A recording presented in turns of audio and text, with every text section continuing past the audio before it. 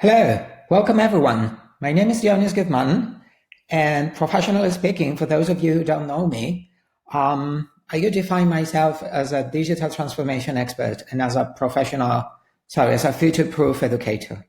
Today, I'm the director of the ISDE campus in Barcelona, and ISDE is probably one of the leading digital business schools worldwide. You probably agree with me that we, humankind, we're now facing a global crisis, and it's perhaps the biggest crisis of our entire generation. However, I think that we are somehow facing and dealing with a tremendous opportunity to learn of what's going on. Because of being so rare and unexpected, this situation is putting us in a scenario which is so different that I think that if we are able to extract and get the right learnings, we could be much more prepared, better prepared for similar events happening in the near future. So as a professional educator, I've decided to approach to this unique situation of the COVID-19 pandemic doing one of the things I consider I do best, which is learning about it, learning about something. And the results of this learning process are the ones that I'm going to share with you in the next slides, where I'm going to share not only facts and figures and also insight, but as well my very, very personal opinion. I think that COVID-19 is a kind of wake-up call for humankind, but is as well an accelerator of the volatility and the uncertainty of these present times. And for both business and individuals, we should try to adapt our mindset accordingly, because what COVID-19 is teaching us is that this is a tremendous accelerator. In order to explain this better, I would like to use these two concepts, the black swan and the black elephant, but it can help all of you to have a better understanding of what I mean. The black swan is a concept that I would like to utilize in order to question ourselves how unpredictable this COVID-19 situation really was. The black swan concept was popularized by Professor Nassim Nicholas Taleb back in 2007, before the 2008 financial crisis. And basically, he describes a black swan as an event which is beyond normal expectations, and it's so rare that even the possibility that it might occur is unknown. And it has a catastrophic impact when it does occur, as it's going on with COVID-19. So just to share one of my questions with you, I'm not really sure if this event was that unpredictable. That's why I would like to take a closer look to a different concept, which is the black elephant. And a black elephant, as noted by Vinay Gupta, is an event which is extremely likely and widely predicted by experts, but people attempt to pass it off as a black swan when it finally happens. And this is it. Personal speaking, I truly think that maybe we have the opportunities to pay attention to very clear signals and evidences from the past that could probably help us as humankind to be ready for today's situation or for this pandemic. Of course, I'm not saying that this could have been predictable, but maybe we could have prepared ourselves better. As I said, I think there have been clear signals that could evidence that today's situation was not predictable, but truly plausible, I would say. And where is that? Okay, just let me quickly share with you which are the signals I think that might help us to understand why this situation is more kind of black elephant than a black swan instead. The first signal has to do with the fact that COVID-19 is a zoonotic virus, but it's another one. A zoonosis is nothing but an infectious disease caused by a pathogen which is living or present in an animal and jumps from animals to humans. And zoonotic diseases are estimated to cause 2.5 billion cases of illnesses per year and more than 2.7 million deaths. there are some activities and actions that increase this exposure, or they facilitate this transmission from animal to humans. Like, for example, selling live beings in wet markets. And that could be one of the most clear examples, because in those wet markets, what's going on is that some animals are there to be sold for their meat. And when eating these animals' meat is, in most of the cases, the most common way of transmission of those viruses from animals to humans. So like it was the chimpanzees for AIDS, bats for SARS, poultry, especially dogs and chickens, for bird flu, pigs and swine for swine flu, camels and dromedaries in the Middle East for MERS, gorillas for Ebola, and it seems apparently that the pangolins might be the cause of the transmission of this new COVID-19. And it's important to remark that among threatened wildlife species, those with a population reduction due to exploitation and loss of habitat, these include some species of primates and flying foxes, share more viruses with humans.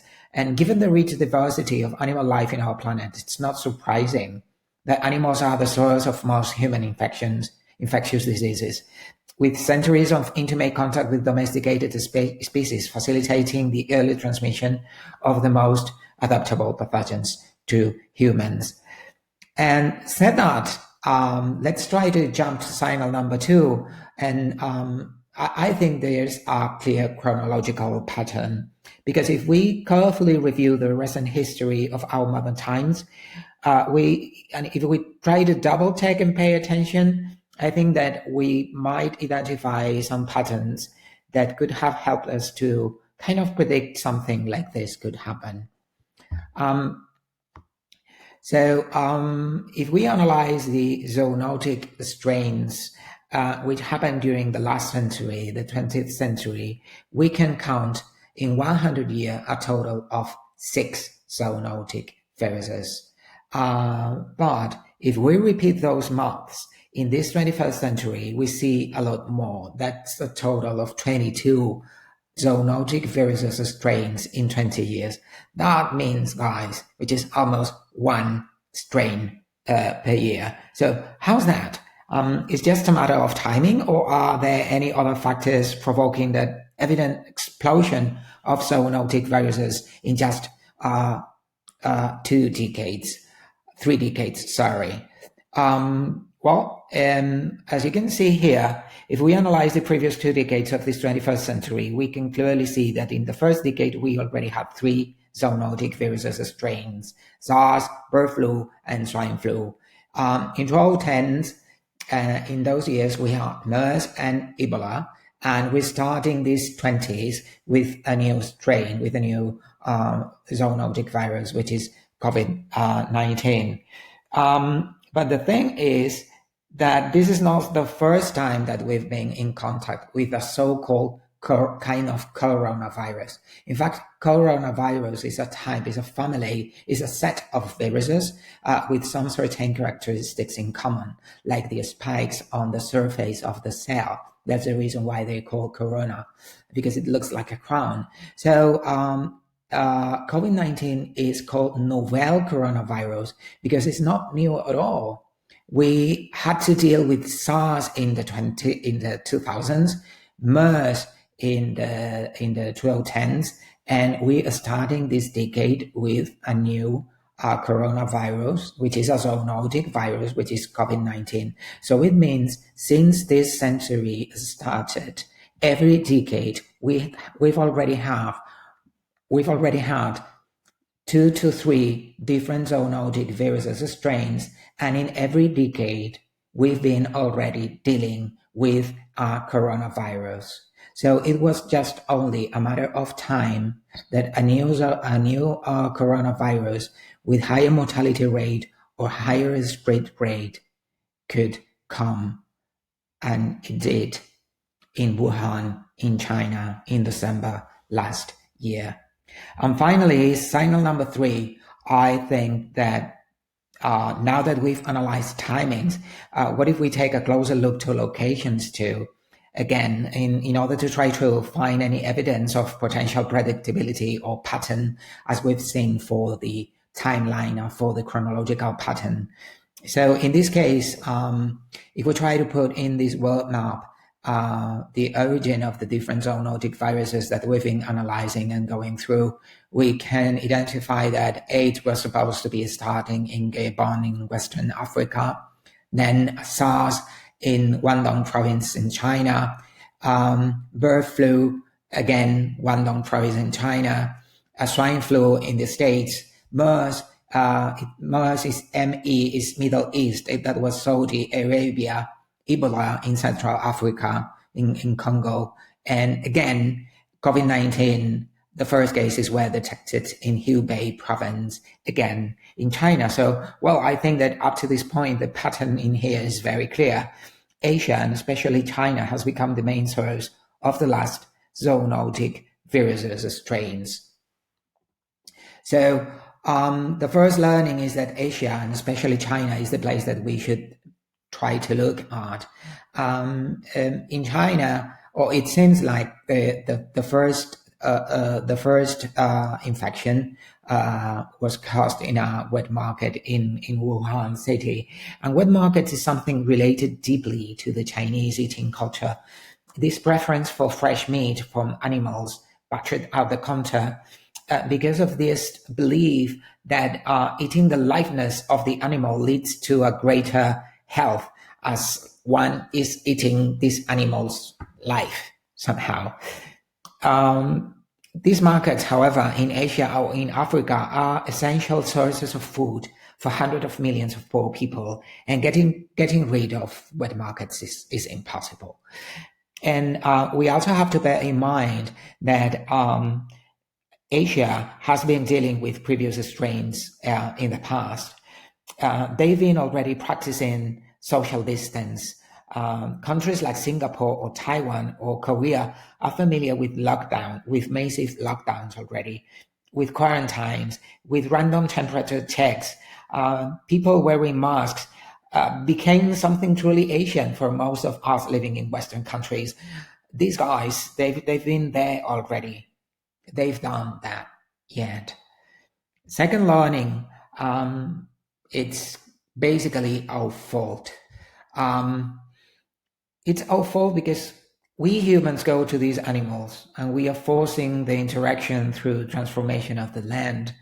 We are invading tropical forests. We kill animals, we put them in cages, we sell them to markets, we disrupt ecosystems, and by doing that, we're shaking viruses and facilitating the spread from different species living in the wild to human beings. Because when that happens, when a new virus loses its habitat, it has to look for a new host. And sometimes we human beings are this new host.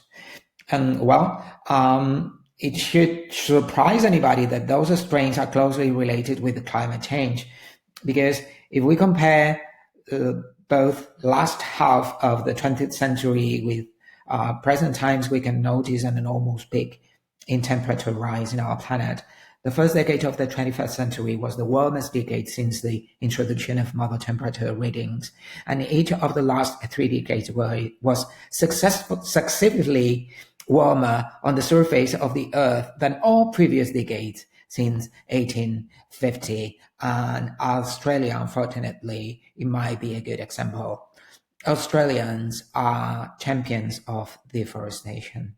Less than 50% of Australia's original wilderness still exists.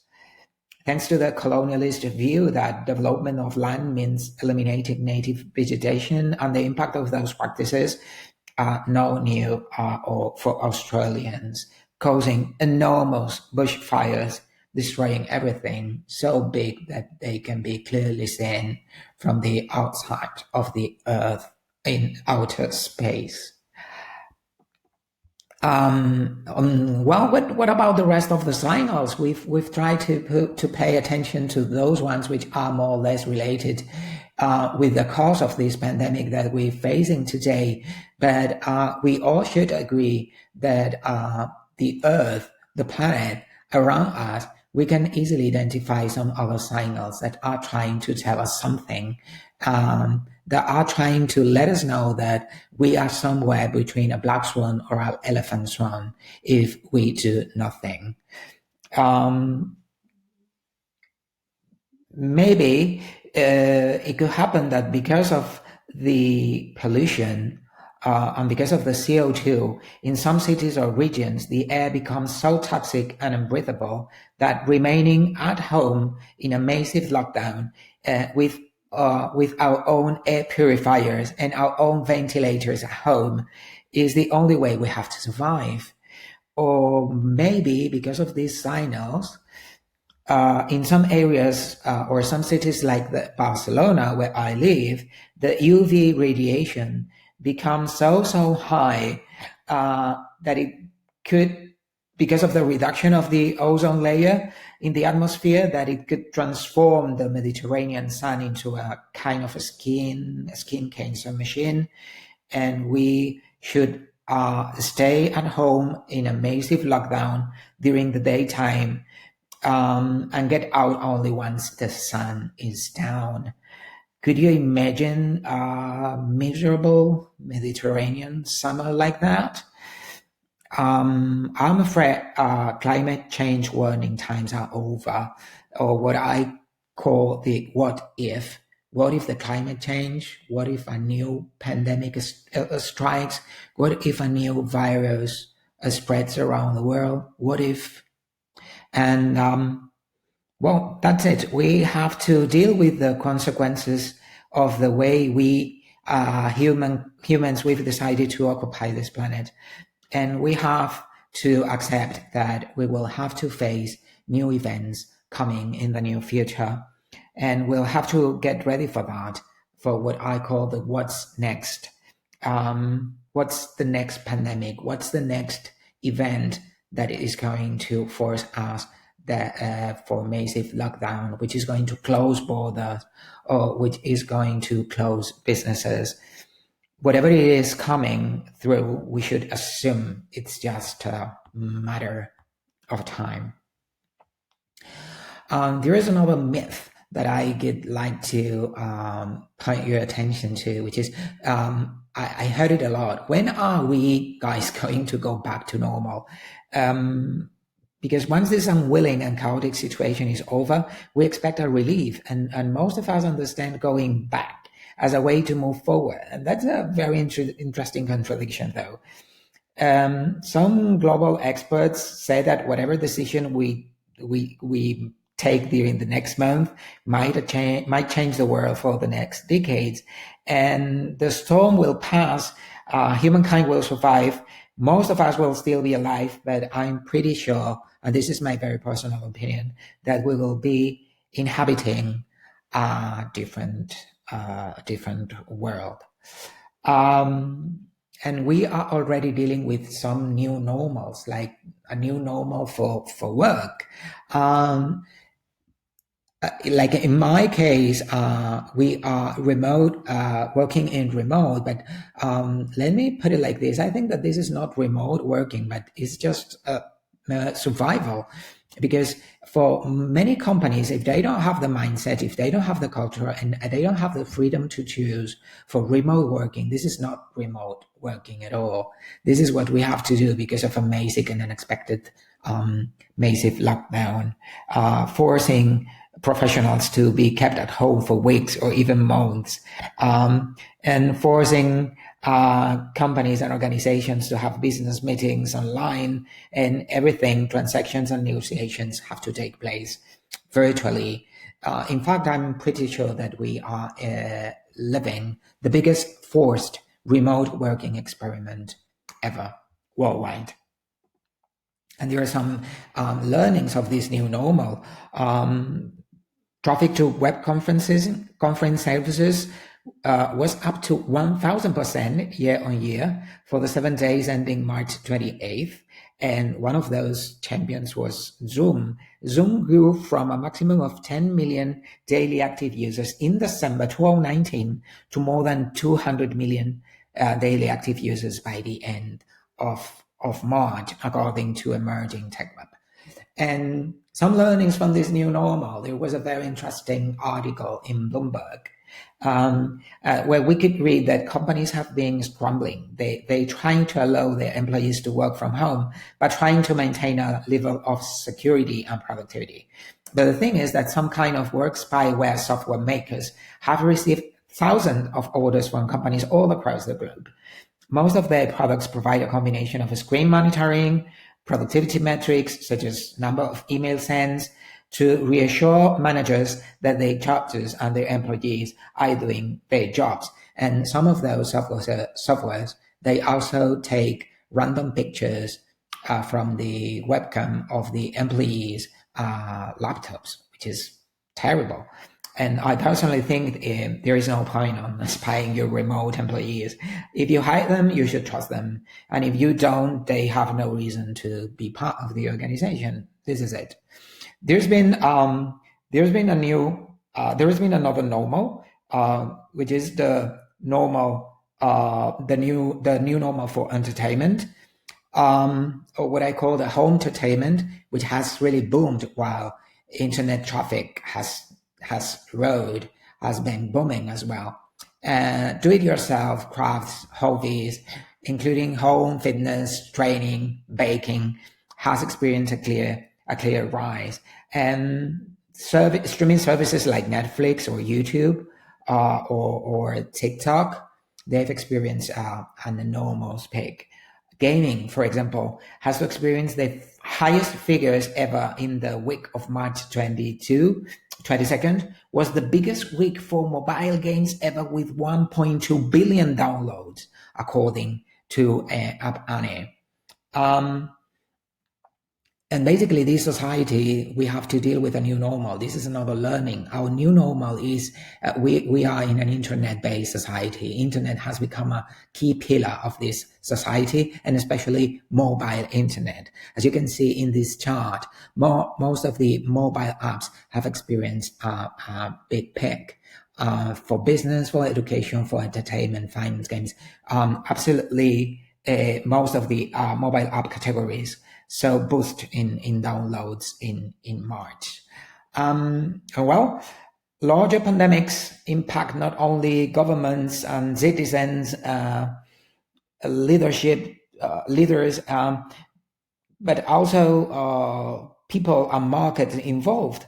So as powerful pandemics can change cultures and habits, wherever a habit change, as a marketeer, I know that whenever a habit change, new potential business opportunity arise.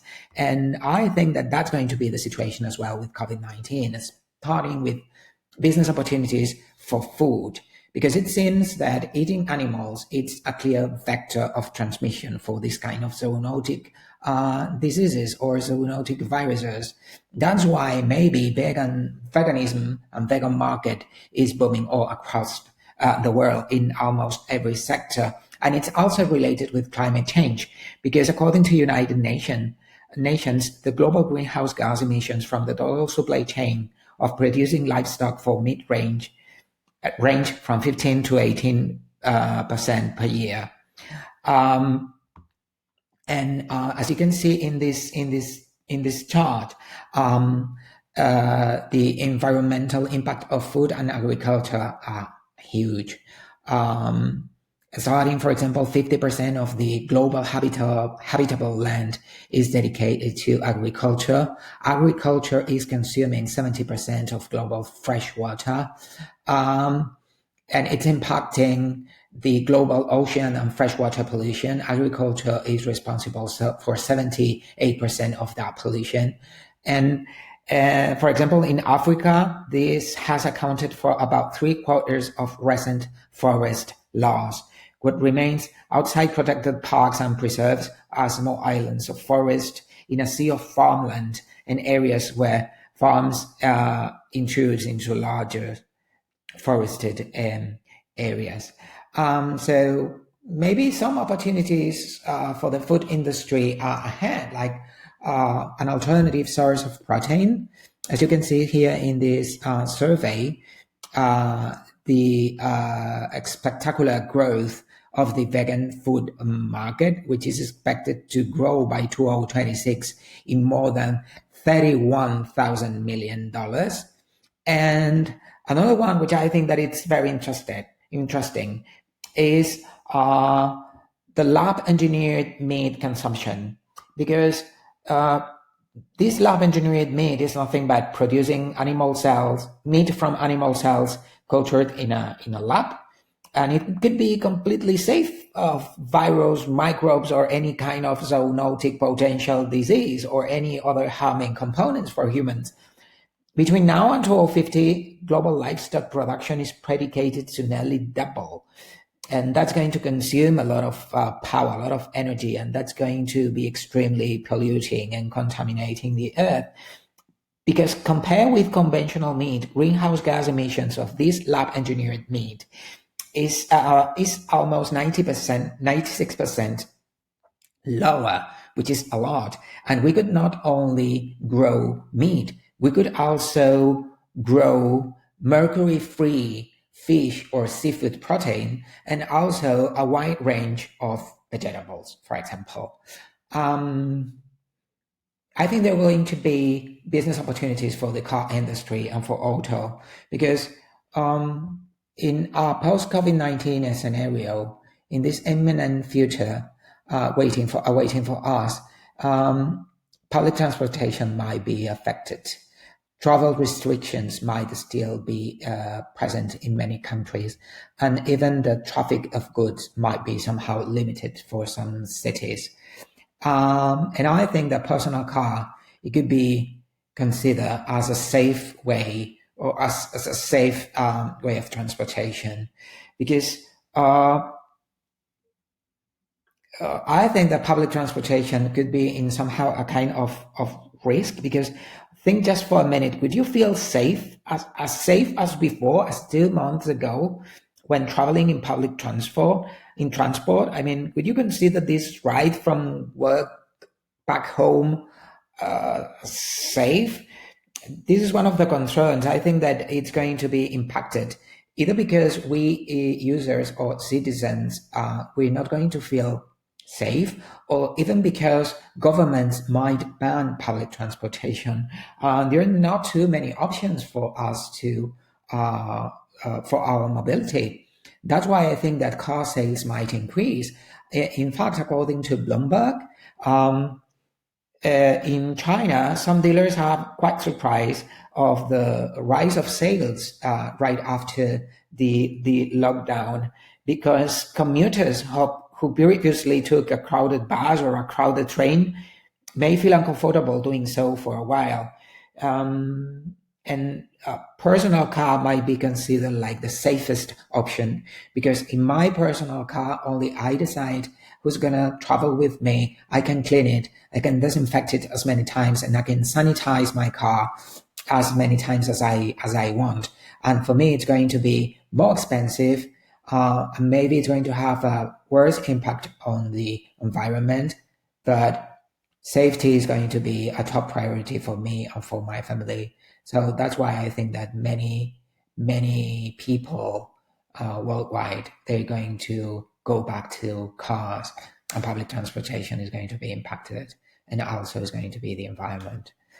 And I think that the rise of single transportation might offer new opportunities as well, because if borders remain closed, or they get closed again because of any new situation coming, some alternative ways of car-based could help with the human transportation, but also with goods transportation. Finally, some business opportunities for retail. For example, the largest retailer in the world, Amazon, has announced it can no longer keep up with consumer demand. As a result, they're delaying the delivery of non-essential items, as they've done in France. And I think that's going to bring some opportunities for e-commerce, but for those who are not able to adapt their business model, they're going to suffer, and they're going to struggle, because that's going to be a very difficult situation for them. Well, we can see in this chart the top 10 fastest growing e-commerce product categories, which for me, in my opinion, is a very Maslow oriented list, because of course what we consider like top priority are somehow leading this chart, like whatever is related with safety, like disposable gloves or sanitizers, but also kind of entertainment related with food, like baking. The entire world has gone crazy with baking either bread or cakes, and bread machines are experiencing, like, take a close look to this number. They've growth 652%. And also health related, we have cough medicine. For food, we have soups, we have rice, packaged goods, and also how to entertain at home, not only baking, but with fitness, and we have weights in here, vitamins, and of course, toilet paper. So I still have a question. Still a question remain, which is, will this drastic change in the consumer behavior change, or it will be stable once we flatten the curve? Will that be our new normal in terms of habits for e-commerce? And because of that, I think that we can identify some new trends like the e-commerce, because autonomous cars and robots are delivering goods, or they can deliver goods with no human interaction at all, which that's going to be considered as something extremely safe. And some initiatives for e-commerce like shop streaming in China, they're becoming very, very popular. Because it's a perfect fusion of retail, entertainment, mobile welding, and video hungry shoppers worldwide. So last but not least, I think that's going to impact in employability as well. That's what I call employability 3.0, because this crisis is expected to wipe out 6.7% of working hours globally. That's the equivalent to 195 million full-time workers worldwide. There are many sectors at risk, including accommodation, travel, but also food services, manufacturing, retail. More than 4 out of 5 people in the global workforce, counted of 3.3 billion, are currently affected by full or partial workplace closures. So, this scenario is somehow changing the framework of jobs, and also changing the concept of employability worldwide. So my question is there any learning of this today's situation that we can take, and we can do something with it in order to be better prepared for this new future awaiting for us after this pandemic? I think so. Basically, we are pretty familiar with this old economy paradigm, with this kind of S. In this S, the technological evolutions emerge along as with this shape as an S curve, meaning that there were some moments of certain evolution followed by decades of stability. And some of the typical characteristics of this model are that they were predictable. So that means that we could expect more or less what to happen in the next decade. With a hierarchy structure and with the right ways, tools to control the organizational routines, the economy worldwide could minimize variance, understanding variance as a synonym of mistake. But because of this predictability, most of workers and professionals today, they have serious problems dealing with this new uncertain scenario ahead.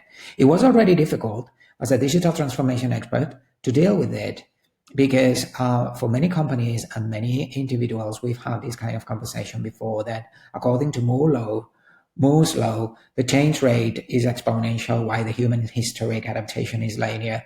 The thing here is that I think that COVID-19 is a tremendous accelerant of this need of adapting to this new situation. So we're going to review some of our assets and some of the processes and procedures we utilized in the past in order to get better for this new job market scenario waiting for us. Most students and professionals are very worried about their lack of exclusively technological skills as something that it might have a negative impact on their careers. And well, the thing is that for me, and again, my opinion is that we're entering an era in which machines are going to take a significant amount of jobs. And the better we are as humans, being humans, the better for our employability. It's time to cultivate curiosity, creativity, empathy, and communication skills. So I think like the big shift ahead in terms of skilling is that still today, many professionals and organizations, they're worried about the upskilling, which is, okay, there are some things, some areas I do well, but I want to move forward and I need the right education in order to master those skills. That's why I need upskilling. Or I totally have to rethink my job, my role, my duties, my work, and then I will probably need a reskilling process as a way to reinvent and readapt to a new working scenario. So, well, I think that the big shift ahead is what I call pre-skilling, because both upskilling and reskilling for me are still very old economy or are still pre-COVID-19 economy. I think the important thing here is to be able to anticipate to whatever is next and take the ownership of our employability to make sure our value proposition is updated as it could be. And if we compare ourselves with the digital assets, it's not only about making sure that we are 100% updated, but also upgraded enough to provide as much value as possible. So how can we do that? What if we future think for ourselves?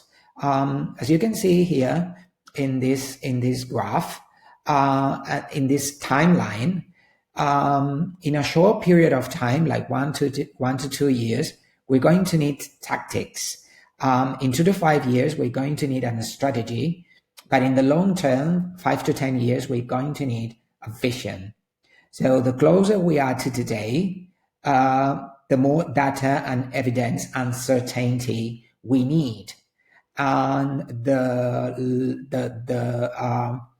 later in time, less data, evidence, and certainty we might need. So my suggestion here is that we as professionals, we need to rethink this chart and we need to rethink this scenario. So, for example, one of the first things we have to do in the long term is that we have to master the anticipation capability. So, anticipation is going to help us to be ready to foresee and identify any new trend or any new technology which might affect our role and our employability. And we should question ourselves if we are really ready for it. But then we're going to, from the present times, we need to find a way to combine this with the assets and with the skills that we have today. So if I'm a professional of the health industry and I know that artificial intelligence and machine learning might be a great asset for me, and I know that it's going to happen in 2 to 3 years, I shouldn't wait those 2-3 years for machine learning and artificial intelligence to become our reality. I should start sooner. I should start today. How? Combining those with whatever I have today. And the way to start doing that is adaptation. It's trying to adapt that potential value proposition to whatever I can do today.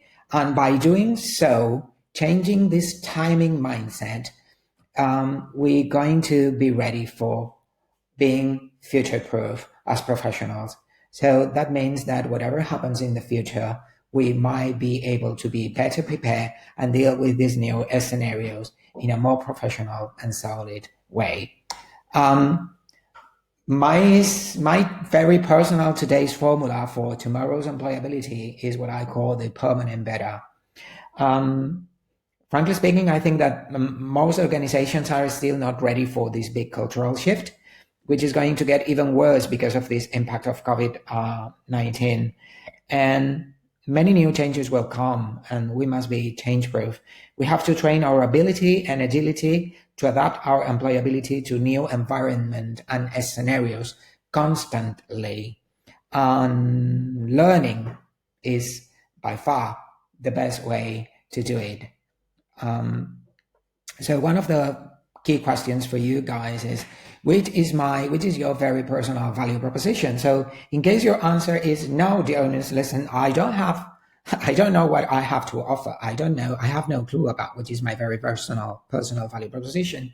So then I think that we have a clear priority ahead, and we need to start by defining which is your very personal value proposition for sure, starting today.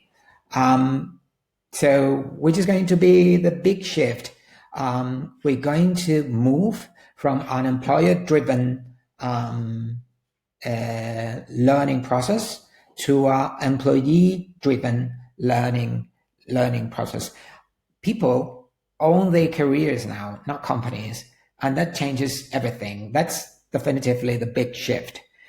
My personal opinion is that most organizations are still lost, still somehow stuck in the previous economy, and too blocked or lost or frightened or still ignorant and cannot decide how they should move forward. Maybe our organizations will not be as ready as we need them to be, and we as employees and professionals, we need to find our own way to overcome to this new future of work in which uncertainty is going to be the new normal. Is going to be more present than ever. And as a consequence, I suggest to start claiming the ownership of our employability ourselves, moving away of this paternalistic tradition of waiting for our employers to tell us what to do and instruct us about what's better for our future. So our professional identity cannot be externally validated anymore, externally validated by our human resources, by our bosses, by our teams, by universities or institutions. Because that's strictly related with upskilling and reskilling, but instead we should make sure that our professional identity can be internally validated by ourselves, so we can deal with pre-skilling. So my recommendation is that you guys can follow 3 steps for value proposition. The first one is audit yourselves. Try to list down your skills, your assets, your values, so you can craft and you can fine-tune what skills might need an upskilling, might need an reskilling, so you can maximize the opportunities. And finally, make sure that you can future-proof this very unique value proposition, trying to emphasize your uniqueness, cultivating your personal branding, and of course, trying to make the most of your networking. We need to become agile learners. We have to be open to new information and train the ability to apply those insights that we can learn from these experiences. We must not be distracted by shifts in direction, but we need to be ready to notice those changes ahead and faster than the rest, if possible.